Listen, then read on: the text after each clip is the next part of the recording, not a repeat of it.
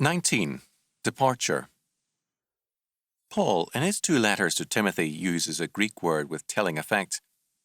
We have the word in English as apostasy. It's often translated departure.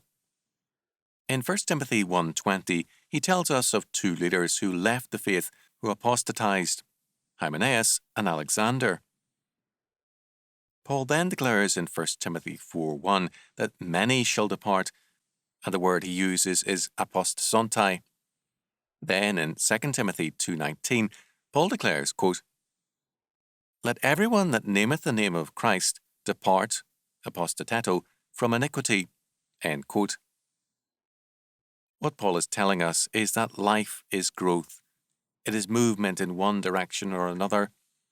Our lives are either marked by apostasy or by departure from sin, or they are an apostasy or departure from Christ. We don't stand still. The life of faith is more than words, it's growth. Time is a constant movement and departure. We can no more stand still in Christ or against Christ than we can remain at the age 39 forever. God has created a world of time and change, and we must therefore be forever growing in terms of His law and word.